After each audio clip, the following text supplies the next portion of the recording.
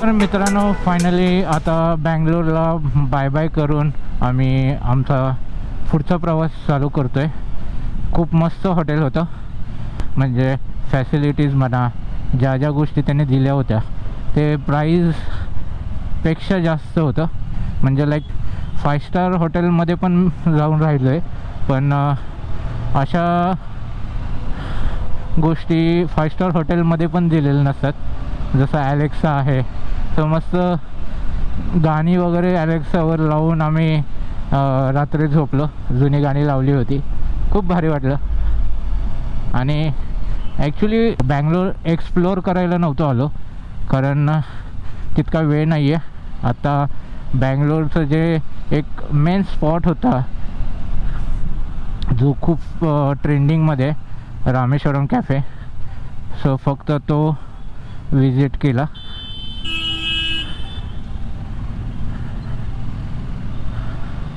खूप भारी वाटलं, खूप भारी टेस्ट आहे. तर चला आता आपण आता इथून हायवे घेणार आहोत. चला पहिलं सिटीमधून बाहेर पडूया. हे ट्रॅफिक बघा, मुंबईपेक्षा काही एक वेगळं वाटत नाही आहे. इथे ट्रॅफिक तसंच आहे, पोल्युशन तसंच आहे, लोक आडवी तिडवी तसेच चालत आहेत. सो मुंबईतून बाहेर आहे असं बिलकुल वाटत नाही आहे. आता हे बाहेर पडेपर्यंत असंच ट्रॅफिक राहणार. एकदा हायवे लागला की आपण ह्या ट्रॅफिकमधनं बाहेर पडू. हे सिटीमधून बाहेर पडेपर्यंत असं राहणार ट्रॅफिक. मित्रांनो, आता ट्रॅफिकमधून बाहेर पडलो आणि एक ब्रिज लागला जो कदाचित हायवेला घेऊन जातो आहे. हे जे बाजूला बघताय तुम्ही, हे मेट्रो स्टेशन आहे. आपण काल रात्री खालून गेलो होतो, आता आपण ब्रिजवरून आलो आहे.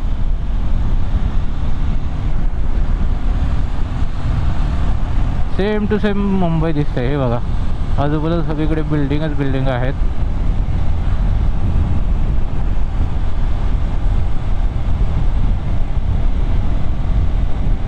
सो आजचा हा आपला प्रवास असणार आहे इथून कोल्हापूर और थोडंसं त्या पुढे, म्हणजे जिथे जमेल तिथे आपण आज तिथपर्यंत जाणार आणि मग तिथे आपला आज मुक्काम करणार. सो आजचं डेस्टिनेशन काही फायनल नाही आहे, जिथपर्यंत जाता येईल तेवढं जाणार आणि जिथं मग आम्ही थांबून उद्या सकाळी तिथून पुढचा घरापर्यंतचा प्रवास करणार. सो उद्या साधारण एक 3-4 वाजेपर्यंत आपण घरी पोचू. बँगलोर फिरायला ॲक्च्युली यायचं आहे, पण आता त्याला वेळ काढून आलं पाहिजे. नाहीतर बँगलोरमध्ये एक आणखी गोष्ट बघण्यासारखी आहे, ती म्हणजे इस्कॉन टेम्पल. म्हणजे आपल्या पूर्ण इंडियामध्ये सगळ्यात मोठं इस्कॉन टेम्पल हे बँगलोरमध्ये आहे. सो ते बघायचं होतं, पण वेळच नव्हता. आणि जर इथे आपण जाऊन बघितलं असतं तर आपणाला पुढे डिस्टन्स कव्हर करता आलं नसतं.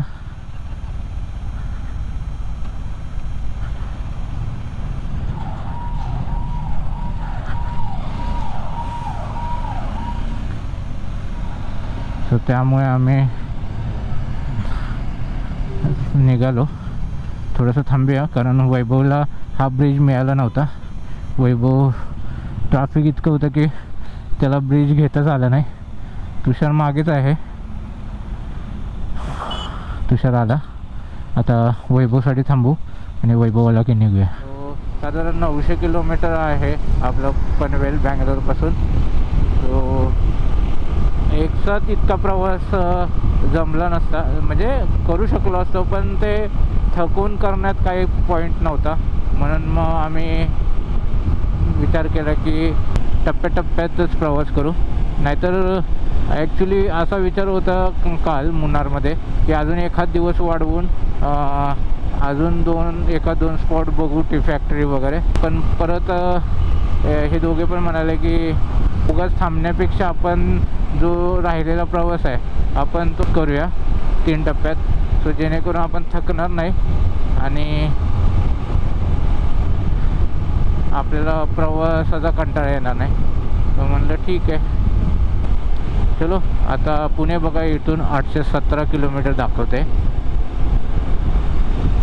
जर आपण एक स्पीडने व्यवस्थित चाललो तर डेफिनेटली आपण लवकर तो कव्हर करू शकू. आमचा प्रयत्न तोच आहे, पण शेवटी बघूया किती वाजता पोचतो आहे ते. तर आम्ही हायवेला लागूनच एक बजाजचं सर्व्हिस सेंटर होतं तिथे आलो आहे. कारण वैभवच्या गाडीचे पुढचे ब्रेक पॅड चेंज करायचे आहेत, कारण ब्रेक लागत नाही आहे पुढे. सो मला त्याला जवळ जिथे असेल तिथे हायवेलाच करून घे. सो आता चेक करतात ते आणि चेंज करते. 10 किलोमीटर नंतर पण ते आतमध्ये 15-20 मिनिटं दाखवतात. हां ठीक आहे आताच करून घेऊया म्हणजे पुढे प्रॉब्लेम नको.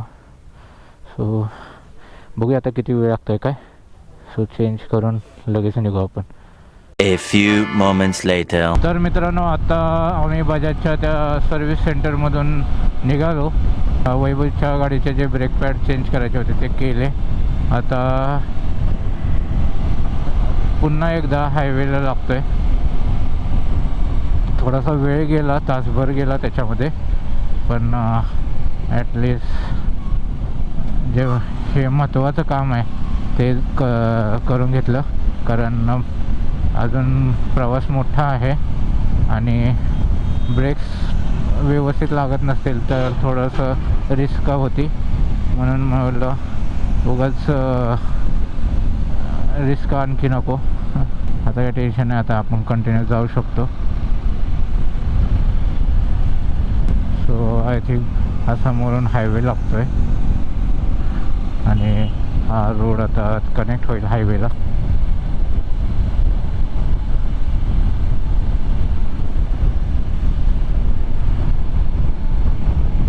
आता वाजलेत 4.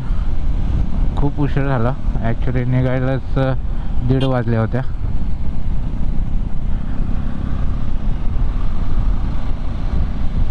काल कंटाळून आलो होतो त्यामुळे सकाळी उठता आलो नाही आणि मग 10 वाजता सगळं काय आवरून नाश्त्यासाठी गेलो होतो.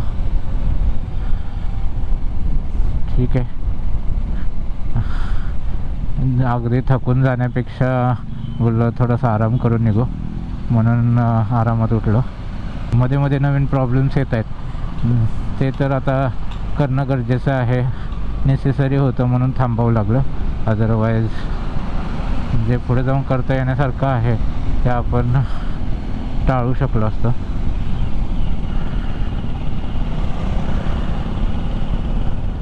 हो आता हायवे लागला आहे. आता काही टेन्शन नाही, आपल्याला एक स्पीडने चालता येईल. काही गडबड नाही आहे, पण कसं ट्राय करतो आहे की जेवढं लवकर पोचेन अंधाराच्या अगोदर तसं बरं राहील. पण ते पॉसिबल आहे असं वाटत नाही, कारण आता एवढ्या वेळ थांबलो आपण आपल्या कामासाठी. सो त्यामुळे वेळेत आपण पोचू शकणार नाही. पण अजून आपण जेवण नाही केलं. 4 वाजून ऑलरेडी गेलेत.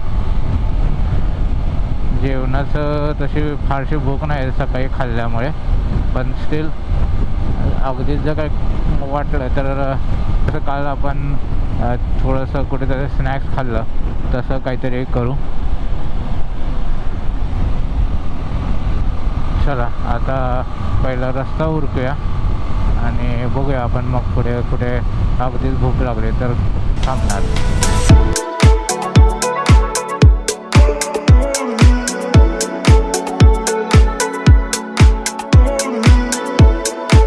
आता वाजलेत 4:45 आणि आता आपल्याला येणारी पुढची सिटी आहे ती हिरियूर असणार आहे. त्याच्यानंतर चित्रदुर्ग आणि त्याच्यानंतर देवनागरी. आपण आता नॉनस्टॉप देवनागरीपर्यंत जाणार आहोत. सो बघूया किती वेळ लागतो आहे. आणि आम्ही जो मॅप लावला आहे कोल्हापूरचा तो साधारण आता टायमिंग दाखवत आहे की रात्री आम्ही 12:30पर्यंत पोहोचू. मध्ये आधी जर स्टॉप घेतला तर आणखी वेळ लागू शकतो. आता आपला स्पीड कॉन्स्टंट ठेवूया आणि बघूया किती वेळ लागतो आहे आपल्याला तिथे पोहोचायला.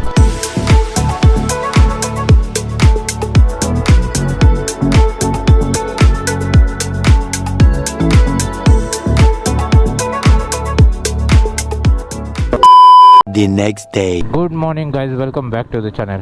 आता वाजले सकाळचे 10 आणि काल रात्री आम्ही बँगलोरवरून निघालो. त्यानंतर रस्ता उरकण्याच्या मागे होतो. सो त्यामुळे तुम्हाला फार काही दाखवता आलं नाही. सो त्यानंतर आम्ही रात्री 12-12:30 वाजता कोल्हापूरमध्ये पोचलो आणि ह्या हॉटेलमध्ये थांबलो. हॉटेल परफेक्ट रेसिडेन्सी म्हणून.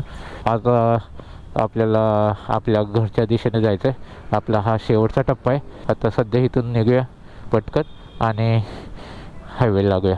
सो चलो, आजचा आणि शेवटचा आपला प्रवास आपण चालू करूया. काल रात्री आलो तेव्हा आम्ही कोणतंही बुकिंग केलेलं नव्हतं, कारण विचार होता कराडमध्ये थांबायचा, पण तिथपर्यंत पोचायला उशीर झाला असता म्हणून मग आम्ही कोल्हापूरमध्ये थांबलो. कोल्हापूरमध्ये डायरेक्ट आल्यानंतर मग हॉटेल शोधण्यात आमचा 1 तासभर गेला. सो सगळीकडे फुल होतं. नॉर्मली आम्ही कोल्हापूरमध्ये आल्यानंतर जिथे थांबतो तिथे सगळं रूम्स फुल होत्या. सो त्यामुळे मिळेल त्या हॉटेलमध्ये थांबावं लागलं. पुन्हा एकदा महाराष्ट्रात येऊन खूप भारी वाटतंय. म्हणजे आपल्या महाराष्ट्राची एक गोष्टच वेगळी आहे. आपलं इतके दिवस 5-6 दिवस झालं त्यांचं ते नुसतं राईस इडली हे खाऊन लिटरली थोडंसं हे झालं होतं की कधी आता चपाती भाजी खाईन आणि घरचं जेवेन ते. सो ते काय आता घरी गेल्यानंतर करणार आहे पहिलं. चला आता पहिलं इथनं ट्रॅफिकमधनं बाहेर पडू, मग बोलू.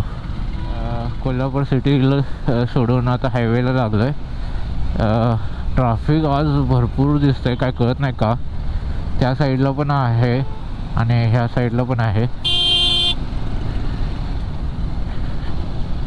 कशामुळे काय माहीत. आता हे काही किलोमीटर आहे की कंटिन्यू आहे काय माहीत नाही. कारण काल एक व्हिडिओ बघितला ज्याच्यामध्ये दाखवलं होतं की ट्रॅफिक फुल ऑन होतं एक्सप्रेस हायवेला. सुट्ट्या संपल्यानंतर लोक निघाले होते एकत्र, त्यामुळे इतकी गर्दी झाली होती एक्सप्रेस हायवेला की लोकांचा बराच वेळ गेला. सो आता आज पण आहे की काय असं वाटतंय मला.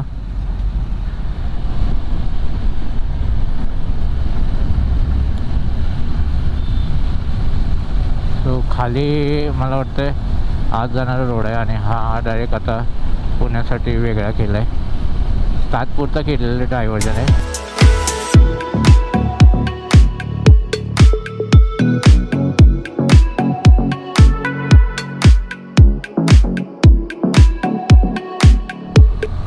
खूप मस्त झाली ट्रिप मित्रांनो, खूप मस्त मजा आली. प्रत्येक ठिकाणी वेगळं काहीतरी बघायला मिळालं.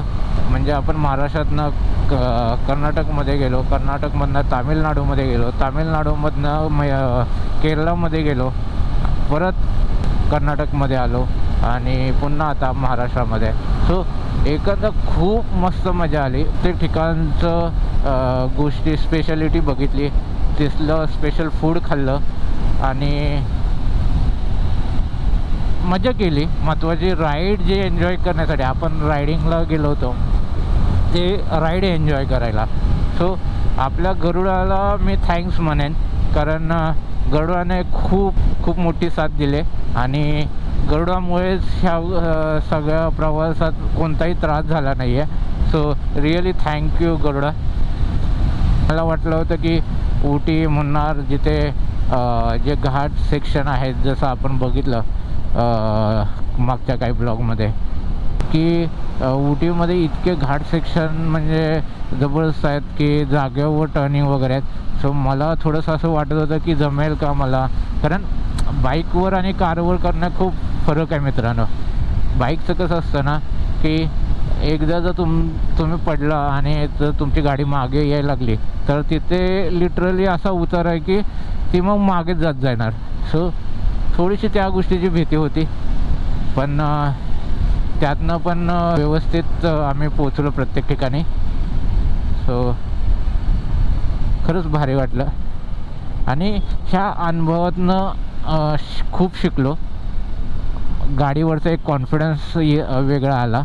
म्हणजे जेव्हा जेव्हा राईड केली ना तेव्हा तेव्हा प्रत्येक राईडमधनं काही ना काही नवीन शिकण्यासारखं मिळालं. गाडीचा एक अंदाज वेगळा आला. सो आता असं वाटतं की कुठेही जाऊ शकतो. 500-600 किलोमीटर तर कंटिन्यू आपण नक्की रन करू शकतो. हा एक कॉन्फिडन्स आला. आणि माझ्यासाठी तरी बाईकवरून इतका मोठा प्रवास हा पहिलाच होता. कर्नाटकला मागे गेलो होतो पण त्याचा प्रवास एवढा मोठा नव्हता, पण हा प्रवास खूपच मोठा होता.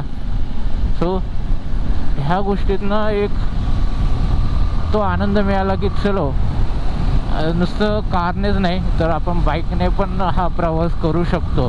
हा एक कॉन्फिडन्स मिळाला.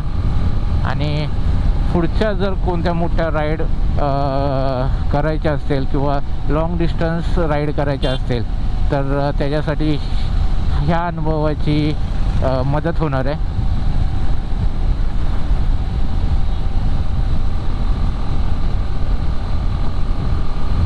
आता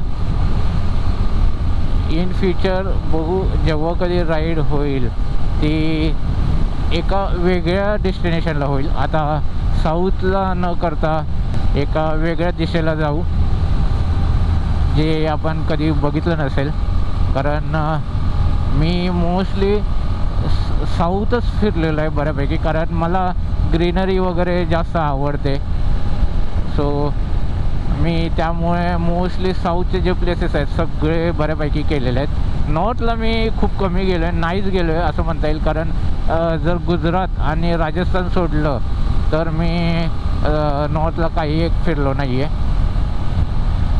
लेट्स सी पुढचा कसा काय प्लॅन होतो आहे. जेव्हा कधी होईल तो आता नॉर्थचाच होईल. मग कुठे जाणार कसं जाणार ते त्यावेळी तुम्हाला समजेलच. चला आता हा आपला सुंदर प्रवास एन्जॉय करूया आणि लवकरात लवकर घरी पोहोचूया.